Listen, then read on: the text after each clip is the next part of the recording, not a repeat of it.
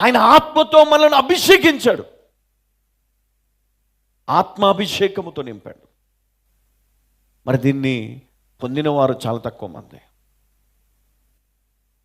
మనం అభిషేకించబడతాం, కానీ దేవుని ఆత్మ చేత అభిషేకించబడ్డామా, దురాత్మ చేత అభిషేకించబడ్డామా?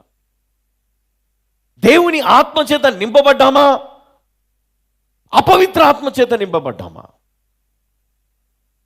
నీకు ప్రేమ లేదు, నీకు తగ్గింపు లేదు, నీలో విశ్వాసము లేదు కదా.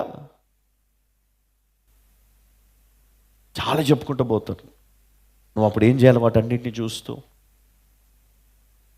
మోకరించాలా, కన్నీళ్లు విడుస్తూ దేవుని సన్నిధిలో మొరపెట్టాల, గుండెలు బాదుకుంటూ, యేసయ్యా నువ్వు నా కొరకు మరణించి నాకు ఈ శుద్ధీకరణనిచ్చి, ప్రభా నువ్వు వాక్యముతో నన్ను ఉదక స్నానము చేయించి నన్ను పవిత్రపరిచి నీ ఆత్మతో అభిషేకించినా కూడా నాలో మార్పు రాలేదు ప్రభువా, నన్ను ఏం చేయు, మళ్ళీ పవిత్రపరచయ్యా, ఈ యొక్క అవకాశం నాకు ఇవ్వు అని మనం ప్రార్థించాలి, మొరపెట్టాలి. ఎందుకంటే క్రైస్తవుల్లో ఏమి లేదు అంటే క్రీస్తు లేడు.